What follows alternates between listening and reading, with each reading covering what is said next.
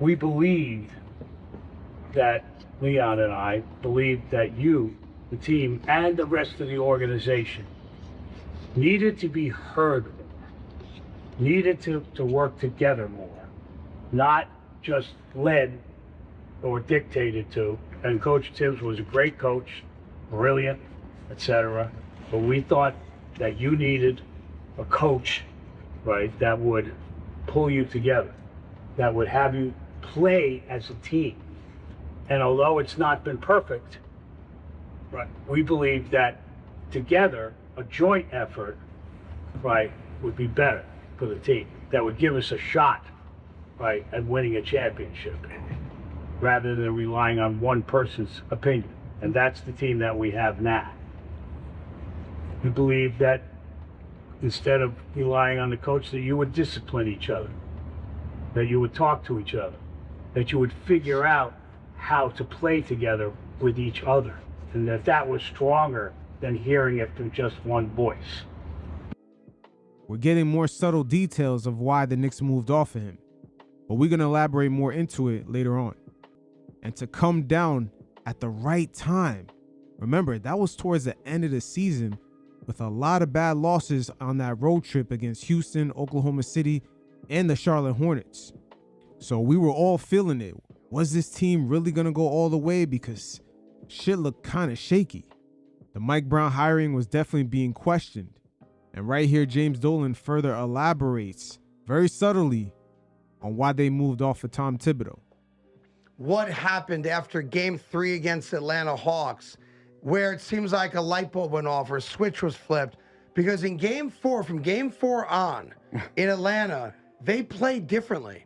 And I'm trying to figure out, was there a meeting? Was there a conversation? Did someone raise their hand and go, hey guys, I figured it out? Is there any insight you can give us to that, other than Mike telling us Karl Anthony Towns did go to Coach and Leon and say, hey, maybe we should try having me at the top of the key, run the point like Joker does, to try to open up the offense a little bit more. Outside of that. Well, that's the great thing about Mike, and is that, Karl can go in and say that, and Mike will listen to him, and he'll consider it, and he obviously implemented so it. Truly collaborative. Right, truly collaborative, right? So, I don't know. I'm not inside the players' heads. But that was why we did the things that we did, was so that they would think about it together, right? And so, I was at that game. That was the game. I sat next to Stefan in that game, and it was like the second quarter, and we're like, 40 points. That's crazy. 40 points.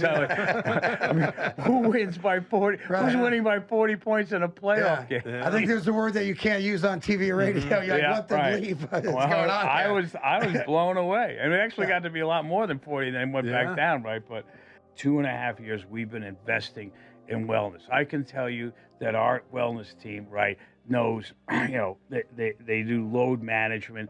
They test the guys for strength, for evenness of strength. They predict injuries. They literally do. They predict injuries. They say, you know what, like Landry, right? They're like, this is how they measured Landry's strength in his shoulder, right, and said, he can play, but they said you can only load him this much. Got it. Right, and so it's really scientific. It's extreme, very data driven, with a lot of measurement, et cetera. And we've invested in all of that stuff, and we have a lot of people on staff that do nothing but that.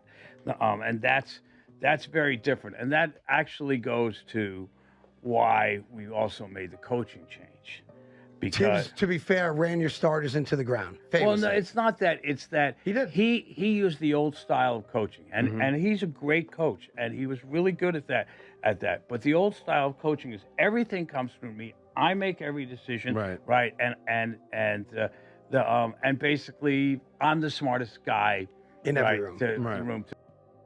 And that right there does not get talked about enough. His generation of coaches, you've seen the kind of inflection point with NBA players where that no longer worked. I would say Carmelo's issue with George Karl, Larry Brown's issue with Allen Iverson, Phil Jackson when he came to be the president of the Knicks, that whole generation of coaches outside of Greg Popovich, who's really the only one who adapted real well to the more collaborative switch of the modern players of today. It's really a thing.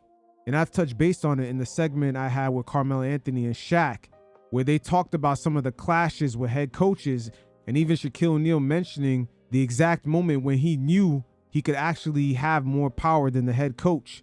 There was sort of a generational shift happening between those two players' time in the league. But dialing this right back to Tom Thibodeau, he does come from that era of head coaches where they were viewed as a lieutenant, and just like the military, it's a top-down sort of pyramid system in which, you know, the star player would be the second head of command, etc., etc.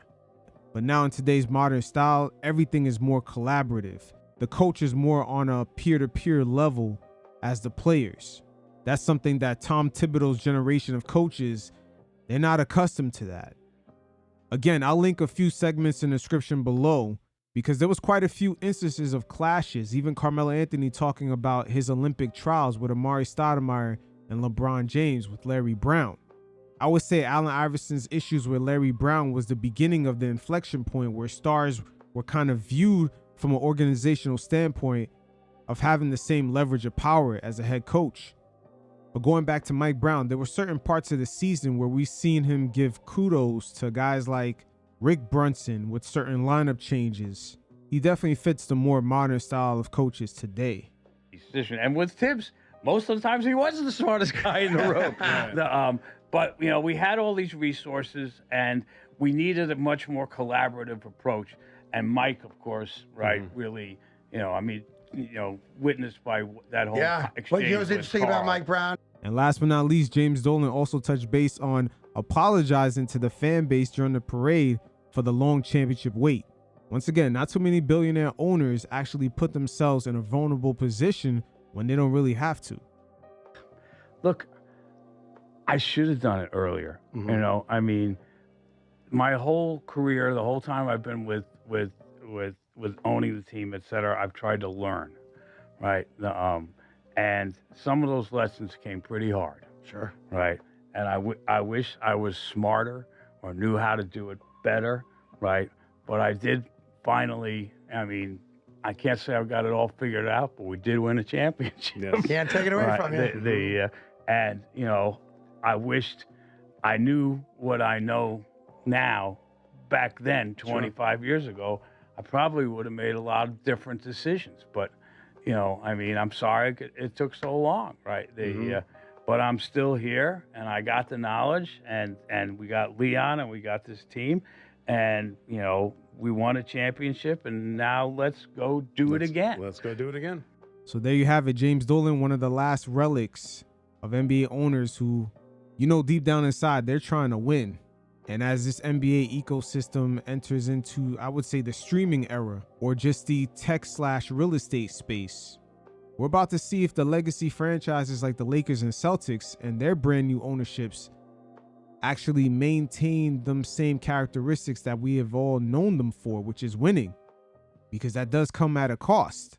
Maintaining those winning standards is not a guarantee under these new ownerships, and it will change the way fans, owners, and even players interact with these organizations. Look at the alumni for the Knicks, the way guys have shown up, receiving love from the organization.